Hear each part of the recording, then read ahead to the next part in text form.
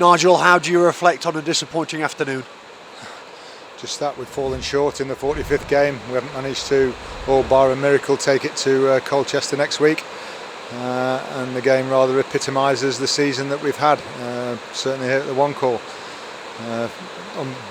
Desperately unfortunate first goal we conceded. Then they get another one. We missed chances in control of the game before that, after that. Created chances, missed chances. Balls not dropping all throughout the game. So probably epitomised the season in that 90, 100 minutes today. So disappointing because you came out the traps in the first half and the second, but let's speak about the firstly. You came out the starting traps so determined to get on the front foot, and you did within that first 15 minutes. We're trying to win the game. Just need a little bit more conviction in what we do in and around the penalty area and go for it a bit more. We keep urging the players forward and full-backs into crossing positions, but without creating clear-cut. We had enough situations in that first 15-20 minutes to get a goal, and then everybody's completely flattened when the own goal goes in. It's such bad luck on Alfie.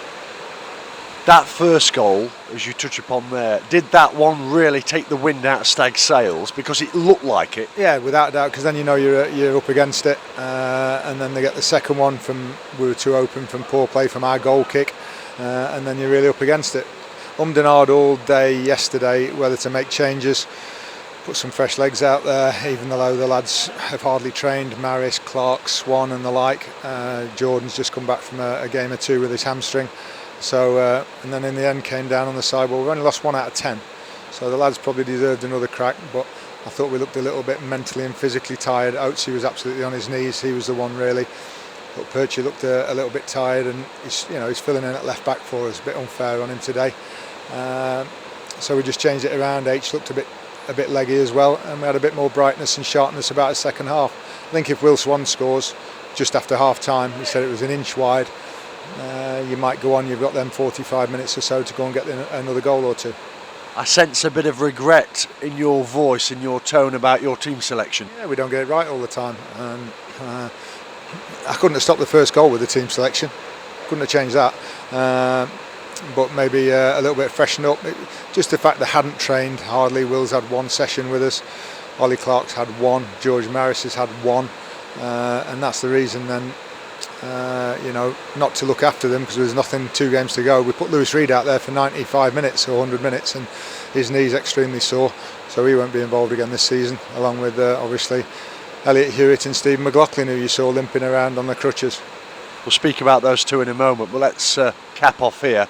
You made 4 changes at the break. What did that do for Stag's performance in the second half? Yeah, it just freshened it up a little bit and got us a bit more impetus going forward, and then we got the goal. And certainly it's not through the lack of effort and trying all throughout the game to get the goals. A couple of times we should have put the ball in the box more, certainly from wide positions, but we've missed chances again. And I say it sums up the season really. Too many goals conceded, especially here at home, and then not converting a good enough proportion of the chances. It's not as if we're having 3 or 4 chances in a game. The other night was the same. You have to convert a better proportion of those. And sometimes you need a break. The lad made an incredible save, I thought, from the corner. Sometimes you need a little break. There certainly hasn't been any of those, many of those here. Now that was some save on 75 from Aiken's header. Oh, incredible. Quinny when he came off and said he thought it was in.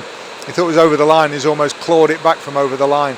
And there was a lot of little rebounds that we nearly got to, kicked off the line, things like that.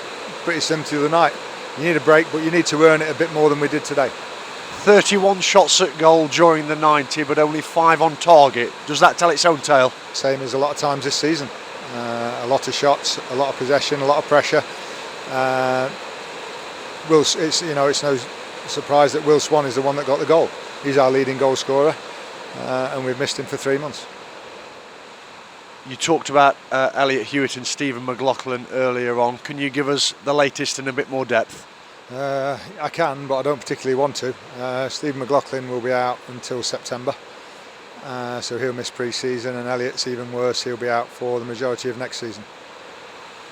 The majority, can you put a sort of month on that, or is it too early? No, it's too early because he's nine months from the date of the operation, and there's no scheduled date for his ACL operation now because they can't operate until the swelling goes down. It's incredibly swollen at the moment, so it could be 3 to 4 weeks before the surgeon will go ahead with it. It's an incredible blow for you, a double blow. And that's been 9 months of it, one after the other, and missing important players at key points throughout the season. And despite all that, we're one victory away from being in the playoffs. How do you view the league table now, heading into the last game of the season at Colchester on a week on Monday? Well, it's highly, highly unlikely, but we'll go to try and win the game as we do every game, and then you never know, see what happens. Do you still have faint hopes of a miracle? Well, I'm realistic, but when you're talking about the words miracles, I don't really believe in them. Thank you, Nigel.